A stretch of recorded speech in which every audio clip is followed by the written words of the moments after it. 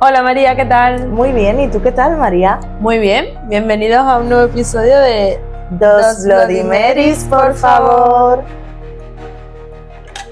Le hemos cogido el gusto a las copas calavéricas. Sí. Está muy bien. ¿Qué tal María? ¿Qué me cuentas? ¿Qué me traes? Muy ¿Qué bien. aportar a la vida? Un tirante que se cae. Aportar a la vida. Pues ayer me acordé de cosas, Ajá, pero hoy ya no. ya no. Hay que apuntarla, Sí, como los ¿verdad? sueños. Que, madre mía, que dije, pues mañana Voy a contar esto. voy a contar esto. Y nada, ¿no? No sé, puedo contar una anécdota que me pasó ayer que me divertí mucho. Ajá. En otros momentos me desquiciaría, pero ayer me divirtió. No quiero llegar a ser esa señora, pero es posible. Vino una señora donde yo trabajo, un 50 y algunos, buscando un eyeliner. Y me dice, perdóname, ¿tienes un eyeliner marrón? Y yo, sí, ¿líquido o en lápiz? Me dice, espérate que lo traigo. Y se pone a buscar Ajá. un rato. Sí. Y yo, bueno, ¿líquido o en lápiz? Y ella, es que lo traigo. Y vengo a buscar allí, y yo, al lado de ella, esperando, habitual. Y me dice, es que lo he traído. Digo, bueno, si me dice si lo quiere en lápiz o líquido, le enseño los que tengo. Me dice, líquido. Digo, líquido solo tengo un marrón y un negro. Se lo enseño y me dice, ¿pero no hay otro? No, solo marrón y negro. Vale, pues entonces tiene que ser ese. Digo, sí, pues me lo llevo. ¿Y gris y azul tiene? Digo, no. Marrón y negro. Marrón y negro. Ya pensando, digo, la cámara viene detrás, pero no vino nunca. Y 2 veces más me volvió a preguntar, dice, pero seguro que es el mismo que yo tengo, ¿no? Digo, yo qué sé, señora, no estoy en su cuarto de baño. Pero de todos modos, la marca solo fabrica marrón y negro. No hay más. Sí, pero tú a saber si no se ha cambiado de marca y era otra marca la que estaba... Ella decía que era esa. Ella decía. Total, me preguntó unas 14 veces mientras hurgaba desesperadamente en el bolso porque ella se la había traído. Y es una cosa que a mí me hace a veces gracia, otras veces me desespera. Esa desconfianza de como... Ya. No hay más. Hay esto y esto. Y ya está. Y ya está. Ya. Y no sé. ¿Y se lo llevó? Se lo llevó. Bueno. Pero me hizo gracia la desconfianza. De decir, no te puedo engañar. Entre marrón y negro, ¿eso marrón o negro?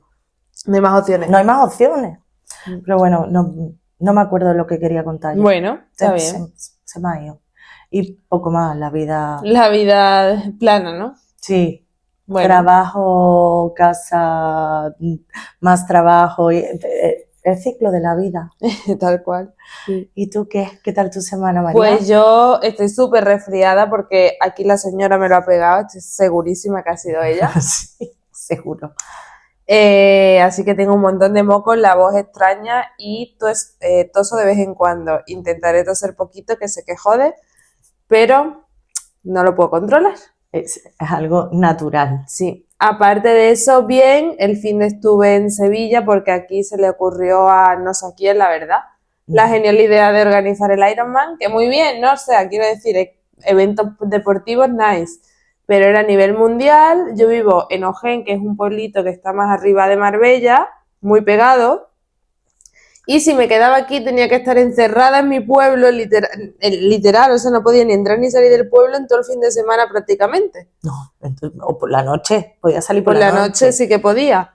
Y es como que hago en mi casa todo el fin de semana. Tuve que cancelar la peluquería, que tenía peluquería y por esto tengo estos pelos.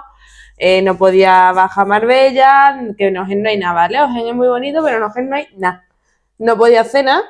Y digo, me voy a Sevilla, así ahí veo a la familia, veo a las amigas, me harté de comer y bueno, bien. Sí, la comida tenía una pinta. ¿Dónde fuimos aquella vez? Qué maravilla. Buenísimo, tía. Os recomiendo mucho turismo gastronómico en El Viso del Alcor. Sí. Recomendado. Buenísimo. Así que ya está, hasta aquí. Bueno, sí que descubrí que mi gato Espartaco tiene 14 años, pero está como un rey. No, espectacular, jovencísimo. Súper lozano. Súper lozano. Bueno, se mete en la casa del vecino y después no puede bajar. y tiene que mi padre con una escalera de pinto a bajarlo. Pero aparte de eso, bien. Es ese gato que salía en la foto de los calendarios que tenía que ir los bomberos a rescatarlo, ¿no? Sí, Es ese gato. Pero esto tipo a las 6 de la mañana, mi padre antes de ir a trabajar con la escalera de pinto bajando al gato de la casa del vecino. Qué bonito, qué bonito, qué bonito. Las cosas que hacen los padres por los hijos, ¿eh? Total. Sí. Pero bueno, te toca empezar a ti hoy, ¿qué me traes? Pues hoy nos vamos otra vez a Alemania, Ajá, porque me encanta pronunciar cosas a mí en idiomas que no sé. idiomas que no conozco. Sí, me encanta. Y que son muy dulces. Sí, suavito. Suavecico. Súper agradable al oído. Pero, bueno, pues nos vamos a la Alemania del 84, Vale. ¿vale? Además, pasar un ratito con... A ver si resolvemos el caso nosotras. ¿Es un caso sin resolver? Por supuesto. Mi especialidad. Me gusta. Pues nada, eso. Nos vamos a Alemania en el 84, que era una época sin filtro, sin internet, y vamos a intentar entender cómo acabó muerto, desnudo y con una palabra desconocida, un señor este mundo. Ajá. ¿Vale? Desconocida para nosotros, para los alemanes. Para todo el mundo. Ah, vale. De momento no tiene explicación. Bueno, yo conozco a alguien que tiene puesto en el estado del WhatsApp una frase que parece alemán o sueco o lo que tú te quieras imaginar y es palabras al azar que él ha puesto porque sí y ya está. Pues algo así tiene que ser. No sé. Nos vamos a un pueblecito que seguro que era muy mono o es muy mono, que se llama Heindersilbach o algo similar, ¿Vale? ¿vale? En la Alemania no comunista, ¿vale? Ujú. De la época, con una población en ese momento de 2.100 personas y en ese momento había más vacas que personas, era un pueblecito Vale. pequeñito sin más, ¿vale? Un Wallman en la época, que estaba muy de moda, costaba casi 300 marcos y pues eran pues para las personas De dinero. de dinerito. Los móviles sí que existían, pero pesaban 1 kilo, literal, o sea, 1 kilo, con su batería de Sí. maletín, y costaban una fortuna, además solo había 500 en todo el país. Ujú. Y vamos a explicar un poquito a la familia. Vale. Son la familia Stoll, y eran súper alemanes, muy alemanes. Vale. Heinrich era el padre y trabajaba en la mina Fortuna. Bajaba a las 5 de la mañana y volvía a las 4 de la tarde, lleno De hollín. de hollín. Y la madre, Margarete, pero termina en E, no es con la T normal, pues se dedica a la limpieza, la plancha, las cositas del hogar. Y lo único que espera es que alguno de sus hijos no termine en la mina, como casi todo el pueblo, ¿no? Como su Marido. ilusión. Ah. Su ilusión de que uno de sus hijos Sí. pues, no termine trabajando allí. Y aquí es pues donde llega nuestro protagonista, que es uno de los hijos. De los demás no tenemos los nombres ni nada porque No eran importantes para la trama. no. Y se llama el señor Günther Stoll. Nombre muy alemán. Sí, sí. Que nació el 14 de agosto de 1950, medía 1,78 m, bajito para ser alemán, también te digo, ¿eh? Bueno, otra época. También. Que aquí medían en esa época a lo mejor unos 60, ¿sabes lo que te quiero decir? Es posible, es posible. Tenía el pelo corto y una obsesión por las mezclas raras. A él le gustaba mezclar cosas, entre otras cosas. Mientras los demás jugaban al fútbol, pues él se dedicaba a combinar colorantes en el desván, por ejemplo. Era por lo que le gustaba a él, su afición. Entretenía. La vecina Liesel, que se llama así la señora, cuando ella tenía 82 años, ya después de todo lo sucedido, contó que Günther, cuando tenía 12, hizo un volcán de bicarbonato y vinagre, pero al parecer muy potente. Otra cosa le metería, no sería el clásico, también te digo. Explotó y tiñó a su gallina de verde. Sí, muy mal. Maravilloso. Y le hizo mucha pupa, tanto que la gallina el domingo terminó en un guiso, porque angelito mío. Y a Günther lo multaron con 15 marcos. Vale, porque no podía hacer explosiones, al parecer no. De ya, esas explosiones no, prohibidas. prohibidas. En el colegio y en el instituto él era el rarito oficial, ¿vale? Pero eso sí, se llevaba todos los premios de ciencia, se los Ujú, llevaba de calle. ujú. En 1966, un profesor le pregunta, estando en la exposición de uno de los trabajos, que por qué huele a cloro. Ujú. Y él le respondió, porque el conocimiento huele a peligro. Ajá, muy Intenso, bien, sí, intenso, ¿vale?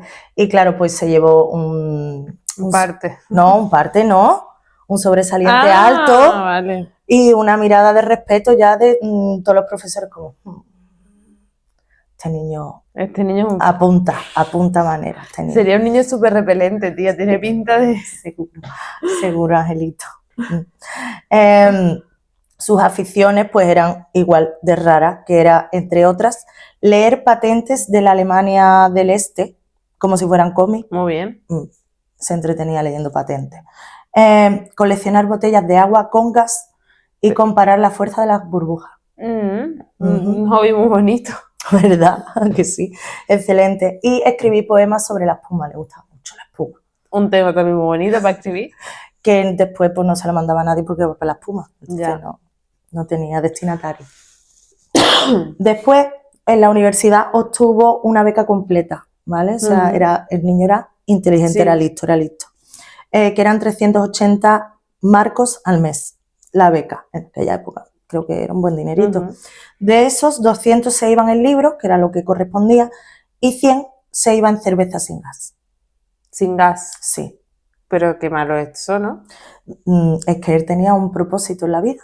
A él le gustaban las burbujas, le gustaba la espuma y la investigación. ¿Y por qué se la pedía sin gas? Supongo que para probar, para investigar. Ah. Pero bueno.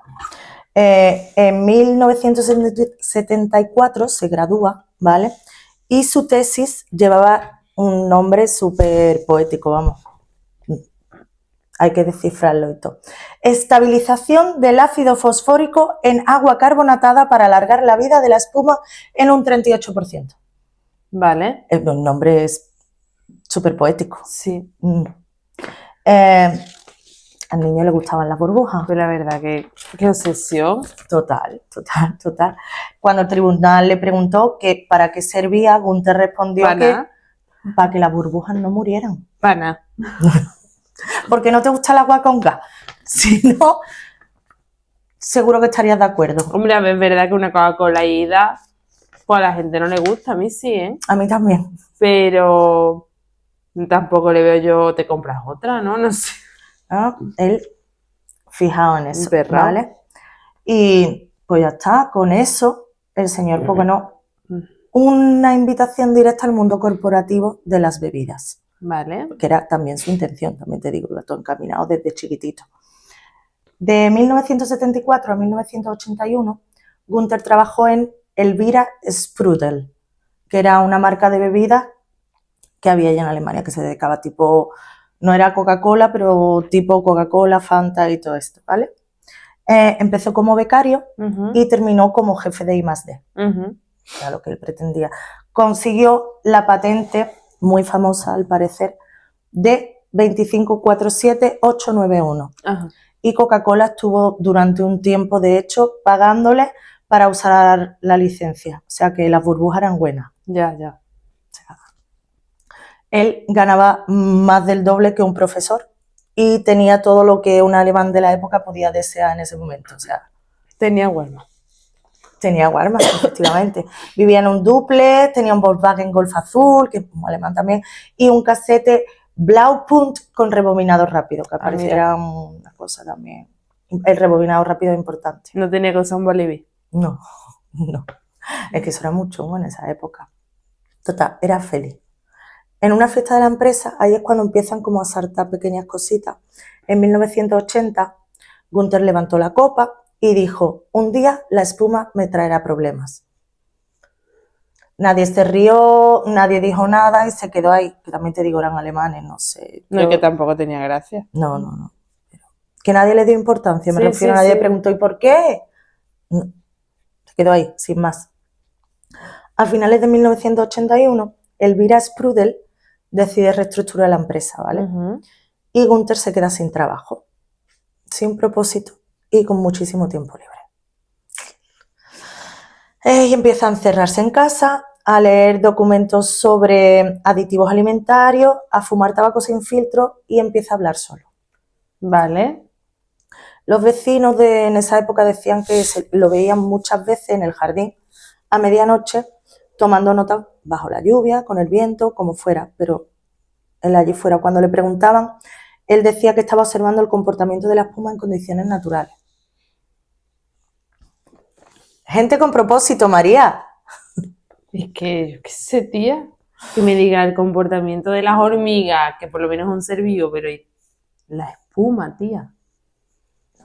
Sí, sí. Hacia 1983, Gunther ya no hablaba de la espuma, que era su obsesión. Empezó a hablar de ellos. Ah, que eran seres vivos la No, espuma. no, no, Ah. ellos. No sabía decir quiénes eran ellos, pero ellos lo seguían, ellos lo espiaban, ellos lo saboteaban. Según él, cada vez que iba al supermercado y no miraba el carro, se lo cambiaban. Le decía a su madre que ellos le cambiaban la presión del agua, Ujú. que ellos querían matarle, que ellos sabían la fórmula, que sabían lo de la fórmula. O sea, estaba ellos. ¿Quiénes eran ellos? Nadie lo sabe. Ellos. Pero dejó de ser la espuma y pasar ellos. Ahí. ¿Vale? Supuestamente, o según él comentaba, había encontrado una mezcla química que permitía conservar gases en líquidos durante meses, Ujú. sin perder la presión Ujú. y abierto. Ujú. Imagínate que la Coca-Cola abierta te dure 3 meses. Ya. Pues eso, había descubierto. No la han usado, se lo descubrió, no están usando No. la patente, ¿eh? Se la quitarían ellos. Que era algo que podría revolucionar la industria o que las grandes corporaciones le iban a robar y usarían para dominar el mundo, según él Ujú. tenía su película montada. Y vamos al día. El 25 de octubre de 1984, Sí, un añito después de que empezara con lo de con la ellos. locura.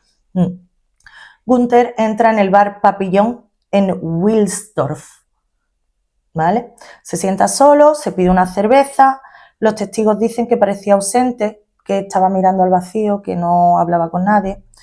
Y después de unos minutos se levanta y dice en voz alta: ya lo tengo, ahora lo entiendo todo. Automáticamente se desmaya, se cae para atrás y se golpea con una estufa Vale. de las que hay en el bar. Se levanta como si nada, paga y se va. Vale. Es lo que testifica. Llega a casa a las 11 y pico. Su esposa Kate está viendo la tele. Que estaba casado. Sí, pero al parecer no hay muchos datos, pero intuyo que la relación no tenía que ser muy allá. No sé por qué. Porque la mujer tampoco tiene mucho que aportar Ya. a la investigación ni nada, así que... Gunther entra corriendo, coge un papel, se sienta y escribe 6 caracteres, ¿vale? Que lo voy a pronunciar como a mí me parece que se pronuncia, porque ya que no existe. Gotzie. Las letras son Y-O-G-T-Z-E. Podría ser un título de una canción de Rosalía, pero no sabemos lo que es.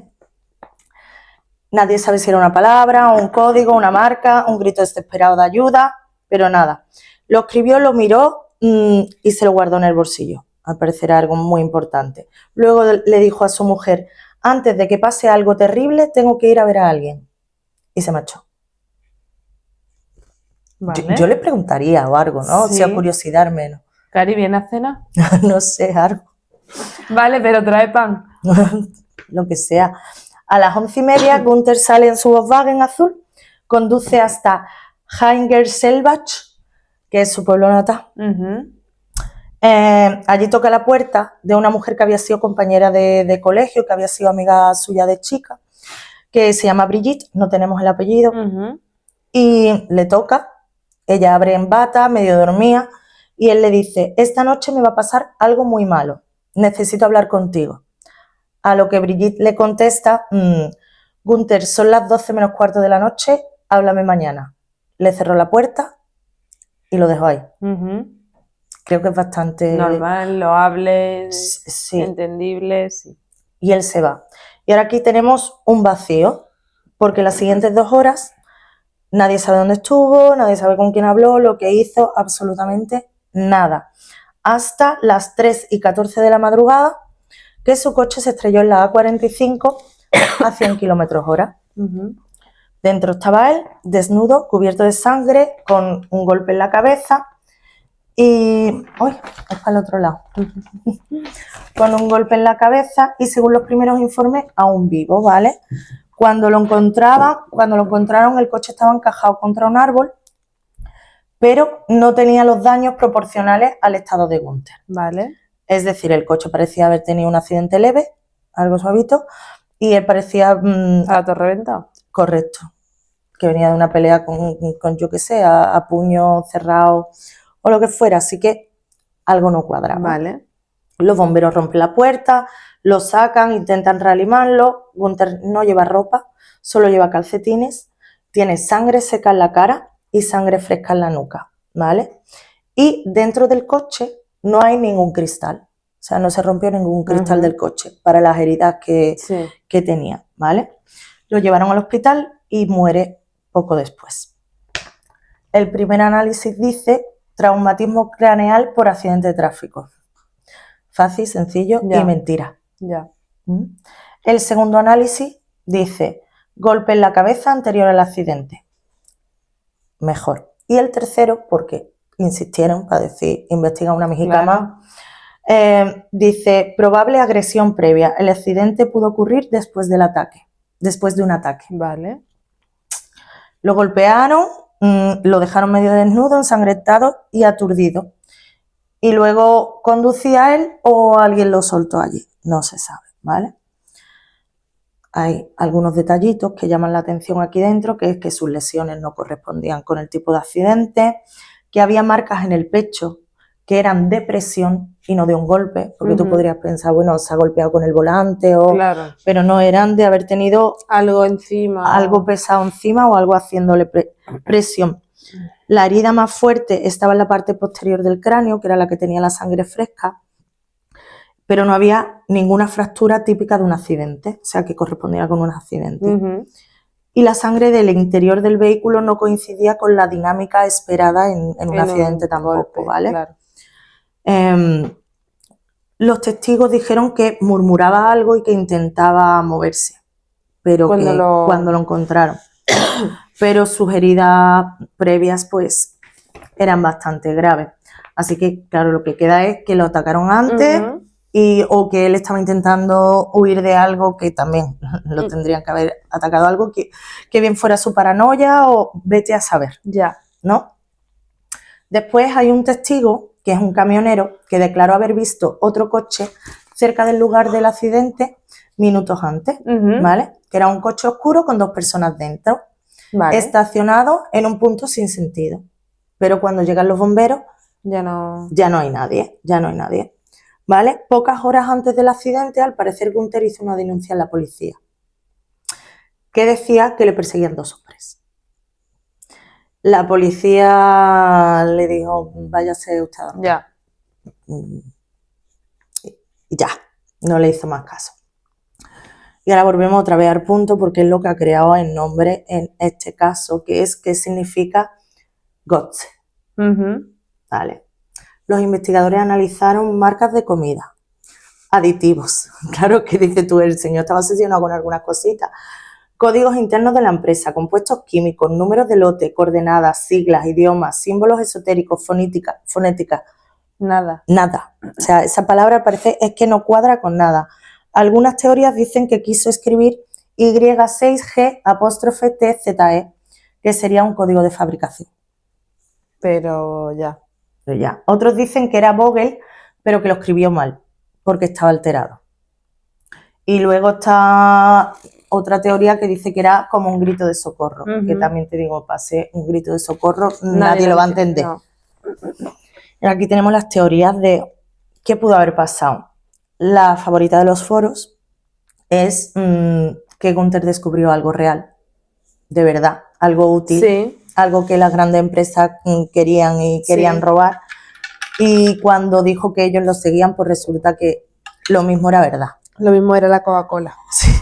O la Pepsi. O la Pepsi. Vete a saber. Y que lo silenciaron, ¿vale? La pega, que lo silenciaron un poquito mal. Sí. Porque si quieres que algo parezca un accidente, no sé, no lo desnuda, no sé, otra cosa, ¿no? Yo qué sé. Pero bueno, después, teoría número 2. Estamos en la Guerra Fría, ¿vale? Alemania, paranoia, bases americanas cerca. Dicen que Gunther se podía haber enterado de algo que no debía. Sí. Algo como trabajos de aditivos para los ejércitos o algo así, como trabajaba con aditivos Sí, y eso sí, como alguna cosita. Que vio un archivo, se enteró de algo, ¿vale? Porque dicen que el coche oscuro corresponde con los coches que usaban los militares. La zona del accidente era una zona usada para prácticas nocturnas. La forma de las heridas cazaban con interrogatorios. Uh-huh. Y que Gotze era un código militar. Podría ser. Vale. ¿Prueba? Ninguna. Ninguna. Teoría 3. Poco emocionante, pero bueno, que Gunther estaba en pleno brote psicótico, ¿vale? Que posiblemente era verdad, a pesar de todo, puede ser que también, Uh-huh. ¿vale? Que su mente pues, estaba intentando ordenar ese caos. Que se golpeó en el bar, cosa que sabemos que es cierta, y que esa era la herida que tenía en la nuca, que seguía sangrando por lo que fuera, y que a lo mejor debido a eso pues, se siguió golpeando. Sí. ¿Vale? Que estaba el hombre un poco mareadillo. Y que huyó de algo que solo veía él y que se desnudó, que es al parecer un símbolo clásico de episodios de descompensación psicótica. Sí. ¿Vale? Y que condujo sin rumbo hasta que se estrelló, ¿vale? Es la teoría psiquiátrica favorita de la policía y es la que tiene más valorada. La menos, a lo mejor, fantasiosa, ¿no? La menos... Sí, porque también si la víctima está loca, todo cuadra, ¿no? Sí. Ya está, no hay que investigar tampoco más y lo dejamos ahí y se han acabado también. Pero es verdad que, mira, puede cuadrar. Aunque yo tampoco descarto la primera, y la teoría 4, que es fantasía pura, que dicen que es una teoría paranormal y que Gotye no era un código sino una palabra canalizando algo divino. Vale. Vale, una palabra antigua, invocación, entidad, que estaba como algo así y le llegó un espíritu, nada. No, porque además no es un tío que sea muy de hacer la ouija en su casa, se ve, ¿no? No, o sea, lo mismo te calcula números extraños en plan química y tal, pero no estas cosas. Pero bueno, entonces, pues, ¿qué pasó? No tenemos mucha idea, ninguna teoría termina de encajar, ninguna, toda tiene agujeros, pero vamos, lo que tenemos es que un hombre estaba huyendo de algo. Tenemos una palabra absurda, cuanto menos, un ataque previo, al parecer, un coche sospechoso, conductas erráticas, contradicciones forenses, un accidente que no parece un accidente, desapariciones de tiempo, porque tenemos ahí 2 horas de lapso, gente que lo vio alterado, por supuesto, y profesionales que ignoraron sus avisos. Y una muerte pues que en definitiva no debería de haber pasado, probablemente. Total, que 40 años después seguimos sin saber qué significa Gotze. Y nada, todo parece una pista, pero nada lleva a ningún lugar. No. Nada más a las burbujas. A las burbujas. A las burbujas. ¿Conocía no caso, lo conocía, María? Me parece muy curioso. Me parece muy loco todo y no sé qué teoría me encaja más, la verdad, porque la primera no me encaja. La segunda me puede encajar algo. Yo creo que una mezcla un poco de la segunda y la tercera, o la tercera, pero que el tío, o sea, lo de que se dio el golpe, que estaba en un brote de esquizofrenia, psicótico, sí. 100%. Sí.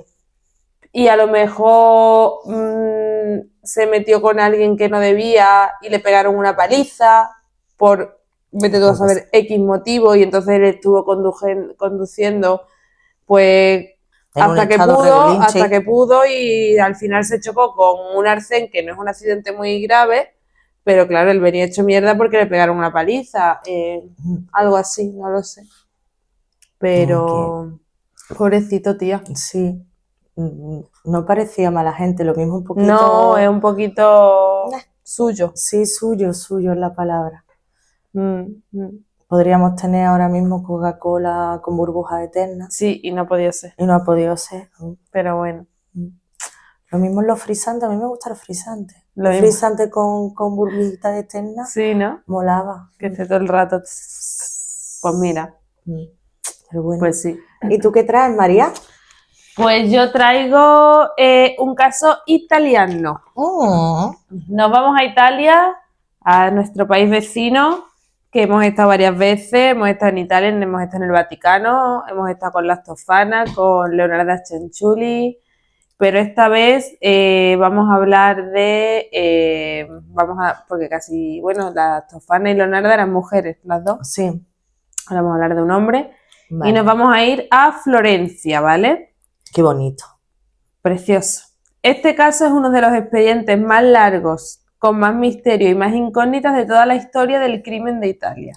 No me digas que me has traído un crimen sin resolver. ¿Sí, amiga? ¡No me lo puedo creer! Aún ¡Wow! sin que sirva de precedente, ¡Wow! traigo un crimen sin resolver. ¡Wow! Increíble. Mi primerito. Me encanta. Imagínate la Toscana, ¿vale?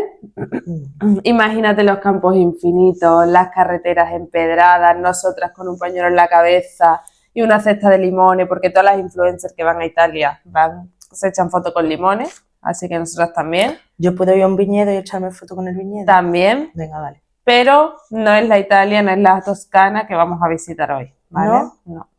Vale. ¿La descapotable o la Vespa? Lo mismo había algunas. Vale. Nos vamos a una más oscura, menos turística. Las carreteras tienen cipreses a los lados que hacen que el camino sea oscuro, ¿vale? Vale. Me acabo de acordar de la sevillana. ¿No? No. La de María del Monte. No sé. Ah, la La sombra de los pinos. No sé por qué los cipreses y los pinos, lo siento. Y en este paraje, durante 17 años, entre 1968 y 1985, ocurrieron una serie de crímenes que que tenía el país pues cagado de miedo. Y habían sido cometidos por il mostro di Firenze, el monstruo de Florencia. Vale, pues suena como romántico. A Frankenstein, ¿no? Que por cierto he visto la de Guillermo del Toro. Benicio del Toro, ¿no? Sí, vale. Muy bonita. Vale, tengo que verla. Sí. Ese hombre me gusta. Sí, sí, sí. Pues bueno, como te decía, como tú bien has adivinado, es un caso que no está... Bueno, es un caso sin resolver, ¿vale? Vale, dejémoslo. Dejémoslo ahí. Ahora ya tú me juzgas y me dices si crees que está resuelto o no. Vale. Pero se considera un caso sin resolver. Y hay un expediente lleno de errores judiciales, conspiraciones, misterio, un poquito de todo, ¿vale? Vale. No se sabe si fue un solo hombre, si fue un grupo de personas, si hay, digamos, motivos más divinos y oscuros por ahí, ¿vale? Interesante. Así que, ya te digo, durante 17 años el monstruo atacó a 8 parejas, 16 víctimas en total, en circunstancias casi idénticas, ¿vale? Vale. Vamos a empezar por el primer crimen, que se le atribuyó a posteriori, porque en un principio cuando ocurrió se trató de manera diferente. Nos vamos al 21 de agosto de 1968 a Signa, donde una pareja joven, Bárbara Loxi y Antonio Lobianco, es encontrada muerta dentro de un coche en Lastra, Vale. que pertenece a Signa. La policía, al ver la escena, directamente lo cataloga como un crimen pasional, porque descubren que Bárbara tenía un amante. Entonces dicen, ya está, el amante, en un arrebato de odio, pasión y un poco de todo, se ha cargado a los dos, ¿vale? Lo típico, ¿no? Lo típico. y lo culpan y lo condenan del tirón. Dato importante aquí, a ambas personas, bueno, la mataron a tiros y el arma usada fue una Beretta del calibre 22 con cartuchos Winchester, que es algo como muy específico y muy particular que aquí no es tan común, que es más De Estados Unidos, de donde la se casa pegan, Winchester. de la casa Winchester. Pobre señora. Sí. Bueno, pues el 15 de septiembre de 1974, 6 años después del primero, se encuentra otro coche en un lugar también apartado y dentro hay una pareja asesinada. Es Pasquale Gentilcore y Stefania Pettini. A él lo mataron a disparos y a ella con un cuchillo. Fue apuñalada 97 veces. Dios. Y arrastrada fuera del coche. Y aparte, pues hay un bonus, un extra, y es que hubo mutilación. Le mutilaron parte de la zona púbica del pubis a ella, Estefanía, con un cuchillo y se lo llevaron como trofeo. ¿Vale? A partir de este caso de 1981, los asesinatos se vuelven imparables uno detrás de otro. Anualmente hay al menos uno, hay algún año que incluso dos. Y son todos muy parecidos entre sí. En 1981 son asesinadas dos parejas. El 6 de junio de ese año en Scandizzi, Giovanni Foggi y Carmela Di Nuccio fueron encontrados muertos cerca de la luna nueva, que es un dato que se da porque después algunas de las teorías pues son un poquito Vale. de este estilo de que era Piscis, entonces por eso, sí, vale. Sí. Los dos fueron asesinados a tiros en su coche. Carmela fue arrastrada afuera también y mutilada. Y Dinuccio fue encontrado en una posición ritualística, o eso decían ellos, ¿vale? Porque lo mismo dio casualidad. No sé. Y se confirmó que el arma utilizada había sido una Beretta de calibre 22. El 22 de octubre de 1981, de ese mismo año, Calenzano Stefano Baldi y Susana Cambi son atacados en la oscuridad también de la noche en su coche. Siempre atacaban en su coche, como el hijo de Sam, si no me equivoco. Es que eso estaba pensando, digo, sí. Es que, vale, es en Italia, pero sí. Tiene... El coche fue empujado por una pendiente para simular un accidente. El patrón de la Beretta y la mutilación se repiten y esto confirma que hay un asesino en serie. Genial. En 1982, el 12 de junio de ese año, en Montespertoli, Antonella Migliorioni y Paolo Manarardi son atacados también a disparos y se sacan a la mujer del coche arrastrándola. Es el único caso que, bueno, no es importante, pero es el único asesinato donde el asesino se lleva una maleta de una de las víctimas. Un bolso, una maleta. Vale, sí que roba por primera vez algo, ¿no? Sí. En 1983, el 9 de septiembre, Jogoli Horset-Meyer y Uwe Rusch, dos turistas alemanes, fueron asesinados también. El monstruo los atacó estando en su coche, es la primera vez que ataca a una pareja homosexual, pero esto indica que a él le daba igual si era hombre o mujer, que lo que le molestaba, a los que atacaban eran a parejas que buscaban intimidad en su coche, ¿vale? Que no podían pagar un alquiler o lo que fuera y es como... no. Sí, no sé, tú nunca has ido así como de jovencita pues si no tienes casa o están tus padres, pues algo pues lo normal. Como si eres pobre, no. O sea, búscate una casa, págate un hotel. No folles en el coche. No, ahí no. Muy mal. Y por lo visto en este caso la mutilación fue la más brutal de todas. Como muy, muy mal. Mucho... El 29 de julio de 1984, en Viacchio, a Claudio Stefanici y a Pia Rontini, son asesinados también a tiros. Pia la arrastraron hasta un olivar y dato aquí curioso a destacar es que Pia era particularmente joven, que todas las parejas hasta el momento pues eran de edad media y Pia pues era casi un adolescente. Vale. Pero bueno.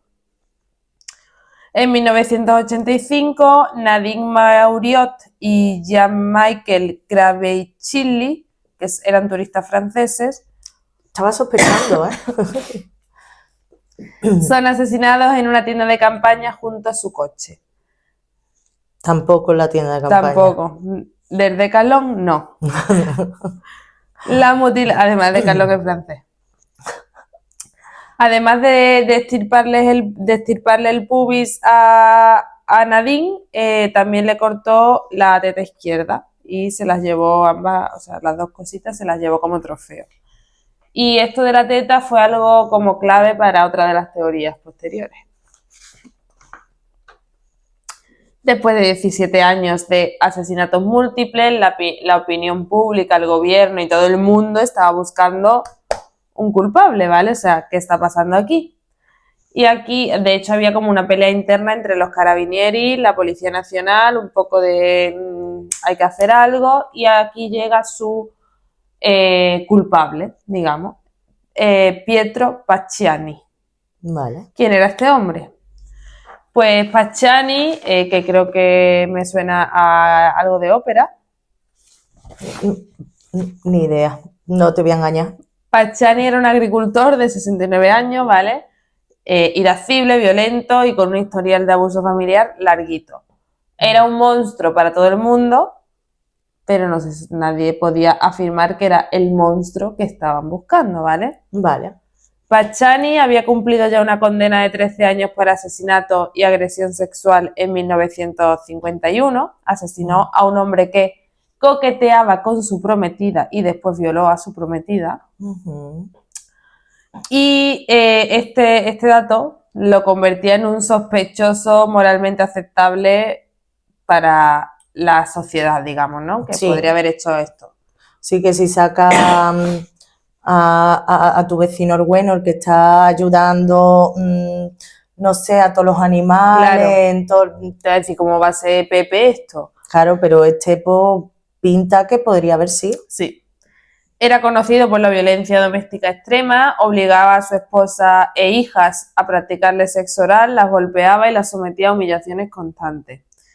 Esto salió a la luz durante el juicio y avivó aún más o reforzó aún más la idea de que esta persona había cometido estos actos, ¿vale?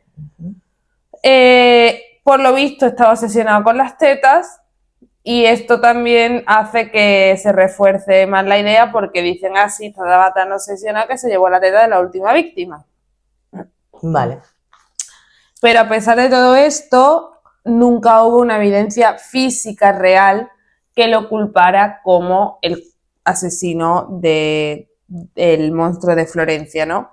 El arma homicida, la Beretta del 22, nunca se encontró en su propiedad, ni cerca, ni nada, y solo tenían pues cosas circunstanciales, que era un trozo de papel de la misma marca de tabaco que supuestamente fumaba el asesino porque se lo habían encontrado en... Sí, como el King, que le encontraron las colillas aquí. Vale. Pero no sé... Sí, que Marlboro fuma mucha gente. Exacto. Y eso es lo que vivía cerca de las zonas donde había pasado eso y que tenía una pistola, pero no era una Beretta. La policía estaba súper desesperada y pues había cogido a este hombre como su chivo expiatorio. Vale. A ver, que Que pase no una temporada en la cárcel no me parece mal, ¿eh? Ni No, aunque no, no fuera, ¿eh? Como, pues que tampoco digo que no haya sido, que lo mismo sí que fue, pero no había pruebas como tales. Vale. Pacciani fue condenado en 1994 por evidencias circunstanciales y por ser mala persona, básicamente. Bastante mala persona, sí. Y pues eso, lo que hemos dicho, la justicia necesitaba un rostro, un culpable y era el candidato perfecto. Sin embargo, en 1996 Pacciani fue absuelto en apelación, apeló y fue absuelto por falta de pruebas. El Estado apeló sobre la absolución y se ordenó un nuevo juicio en 1998, pero antes del juicio Pachani fue encontrado muerto. Vale. En principio por edema pulmonar, acumulación de agua en los pulmones, y la causa oficial de la muerte fue paro cardíaco natural. Vale, una pregunta. ¿Desde que lo arrestaron hubo más casos? No. Pero te digo que el último caso fue en el 85, ¿eh? Y a él no lo culparon hasta el 90 y pico. Vale, que pasaron 94, un montón de años sí, desde sin nada. sin asesinato, sí. Algunos informes indican que se tomó algo para morir. Pastillitas, Vale. un Carmín Ordóñez. Ujú. Y esto hizo a la gente pues preguntarse más aún si es que a lo mejor estaba siendo víctima de algo superior a él, digamos. Ujú. Y muchos sospecharon desde el primer momento que Pachani no murió de forma natural, que pudo haber sido asesinado o silenciado por los verdaderos autores o cómplices de los crímenes. Porque justo antes de que se viera forzado a revelar los secretos y los porqués de los asesinatos y de una supuesta red de implicados, los llamados los compagni di merende. ¿Los compadres de merienda? Compañeros de merienda. Ah, ¿Tú dirás qué es esto ahora? no sé, el nombre es fabuloso. No es tan descriptivo, o es tan descriptivo que creo que es poético, como el de las burbujas. Sí, O sea, ya. Compañeros de merienda. Resulta que tras la muerte de Pachani, los fiscales se vieron obligados a buscar un poquito más allá, ¿no? A decir, vamos a ver, aquí hay que meter la cárcel a alguien. Y la teoría aquí ya empieza a hablar ya de conspiraciones varias, ¿vale? La teoría aquí se complica. Según esta teoría, Pachani no era el único. Era parte de una red de ancianos violentos. Los compagni di merende, compañeros de merienda, que se reunían en el campo, bebían y supuestamente Pachani les ofrecía los crímenes. ¿Vale? Este nombre, compañeros de merienda, o en el contexto en el que se trata más bien compañeros de juerga o algo así, ¿no?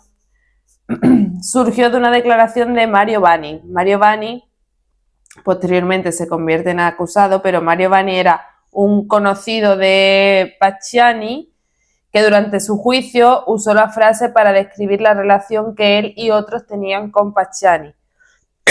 que no eran amigos, que eran compañeros de merienda. Dijo, simplemente nos reunimos para beber y pasar el rato en el campo, una merienda. Y ya se le quedó compañeros de merienda.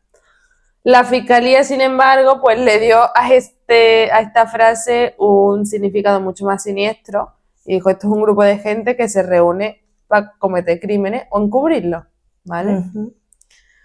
¿Por qué? ¿Qué te digo?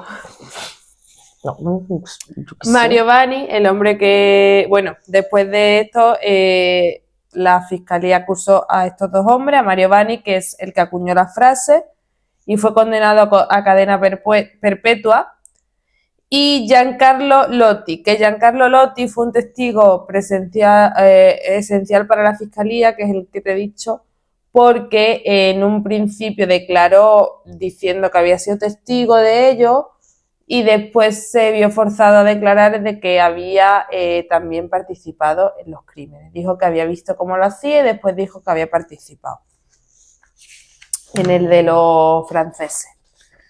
Así que ambos fueron condenados basándose en el testimonio de Lotti solamente, porque ahí tampoco había pruebas, que además resulta que era un testigo poco fiable porque tenía graves problemas mentales. Mira tú, pero nos lo creemos bien.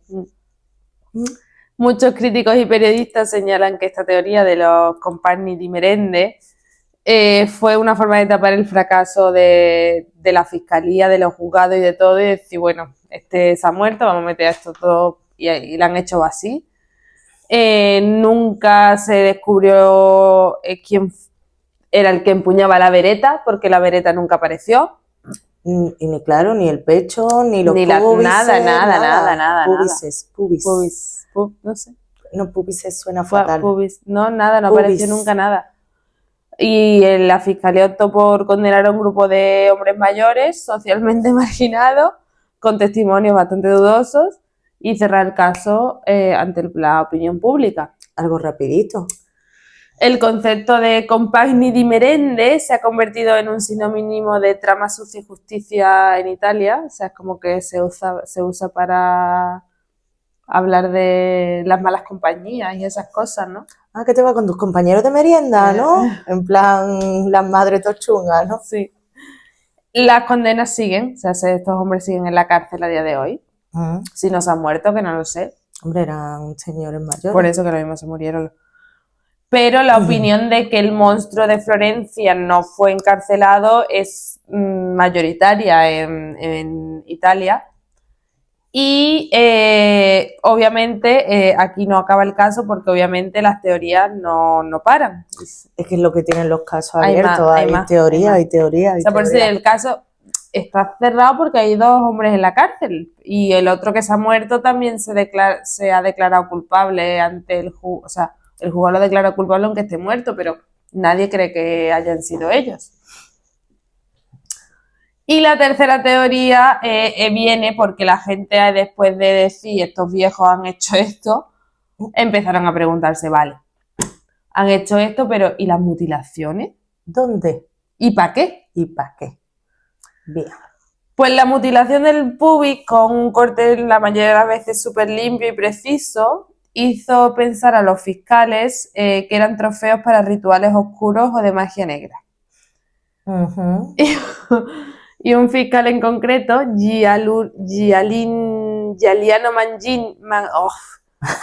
Giuliano Magnini, sugirió eso, que eran pues encargos rituales. Este hombre, Giuliano Magnini, fue el fiscal que tomó las riendas de la investigación tras la muerte de Pacciani. Vale. Y este hombre estaba obsesionado con la secta, las teorías conspiranoicas, los rituales. Era la época, también te digo, Era la época. De hecho, este hombre, que después te lo cuento, estuvo también involucrado en el crimen de Amanda Knox, no sé si te suena. Sí, pero eso ha sido bastante reciente, ¿no? Sí. Eso, sobre todo este hombre pensaba que los viejos pobrecitos, bueno, pues lo mismo eran unos cabrones, ¿no? Pero que los viejos actuaban a encargo de un nivel superior, que era una secta satánica de la alta sociedad florentina y que creía que los genitales eran usados para rituales de magia negra, como hemos dicho. Esto lo llevó a acusar y a encarcelar brevemente a un periodista investigador llamado Mario Spezzi, que había escrito extensamente sobre el caso y que había criticado bastante la teoría de la conspiración de los amigos de la merienda, y lo acusó de ser cómplice e incluso ser él, este periodista, el propio monstruo de Florencia, ¿vale? Esto y un farmacéutico que había por allí, dijo, tú también, adentro. Ahí va. Para Mignini, la verdad siempre residía pues en una trama secreta, en sectas y algo como súper elaborado, súper oscuro. No le valía decir, no ha sido este. Pepe Derba porque lo he visto allí, ¿no? No. Exacto. Lo dicho, la secta, la alta sociedad florentina encargaba los genitales a estos hombres, no sé por qué. Y la obsesión de Mignini por esta teoría, que como te digo también afectó al caso de Amanda Knox, que porque fue este hombre el fiscal asignado al caso, y derivó al final diciendo que, bueno, Amanda Knox, no me acuerdo de dónde era ella. Creo que era estadounidense. Creo que sí, pero por eso salió un poquito murió, fue asesinada en Italia. y acabó diciendo como que la culpa había sido de ella, entre comillas, por un ritual, por un juego sexual que había salido mal, tal, rituales sexuales. Sí. Pues este era el hombre que dijo eso. Buena gente también. De hecho, fue condenado en 2010. Luego fue absuelto en apelación, pero fue condenado por abuso de poder. ¡Qué sorprendente! ¡Wow! En su manejo de la investigación del monstruo de Florencia, se le acusó de haber fabricado pruebas y de perseguir ilegalmente al farmacéutico y al periodista. Pero le estorbaban por lo que fuera. El farmacéutico seguro no le quería vender sin receta. Seguro. Y le tocó manía a ahí. tu casa. El caso está oficialmente resuelto, como hemos dicho. Pacciani, Vanni y Lotti están en la cárcel, pero las pruebas nunca han sido concluyentes, no se han encontrado ni las mutilaciones, ni la pistola, y el terror pues sigue, y la duda sigue flotando en Florencia, en Italia entero. Muchos expertos creen que la cadena de crímenes era demasiado consistente como para que una pandilla de ancianos la llevaran a cabo, y que Comparto esa opinión. seguramente sea un asesino en serie o algo así, que o bien murió, porque es verdad que no siguió asesinando, o algo le pasó, ¿O se mudó? o se mudó. Mm, Y hasta aquí el caso del monstruo de Florencia. Pues no lo conocía. Yo tampoco, la verdad que me ha resultado como curioso, sorprendente y que, no sé, yo no sé en qué momento le pareció a la fiscalía que era buena idea lo de los viejos. Es que, a ver, porque es un lazo como de 4 o 5 años desde que paró de asesinar hasta que detuvieron a Pacciani.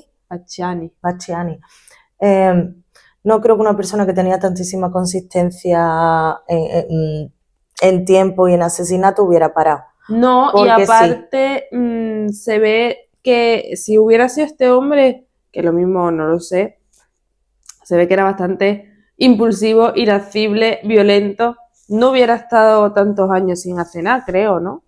Sí, y que lo hubiera ido liando de camino todo el rato, ¿no? O sea, que era lo que hacía, Sí, básicamente. por Yo no creo, o sea, merece la cárcel, seguro, Sí. pero lo mismo no por esto, por todo lo demás Sí. Que tenía demostrado. Pero no creo que fuera él por eso, porque no creo que una persona, por todos los casos que hemos visto, todos los que hemos hay escuchado, que asesinos no. caóticos y asesinos que no son Sí. caóticos, no me sale la palabra. ¿Estructurado era? No, era otro nombre, pero sí que tiene su estructura, sus tiempos, todas sus cositas, y de repente que pare durante 4 o 5 años, no me cuadra. O sea, o bien falleció, o bien lo detuvieron por otra cosa, o bien se mudó de país, porque, no sé, y lo de los compañeros de merienda, Es que me encantó eso. este es el nombre fascinante, o sea, me los imagino con un bollicao, no Sí. sé por qué, me viene la imagen con el bollicao. No sé, porque tampoco es una estructura, o sea, si siempre hacía lo mismo, siempre mutilaba lo mismo, no había marcas tampoco de más gente, ¿no? Porque No. tú ves que, ¿qué sentido tiene que fueran toda esta peña? Pues nada, la verdad que no, yo no le veo sentido. No. Pues nada, hasta aquí el capitulito de hoy. 2 casos sin resolver. Os toca a ustedes dar vuestras opiniones y resolverlo. Sí, y resolverlo. Espero que os haya gustado y nada, nos vemos la semana que viene. Gracias. Chao.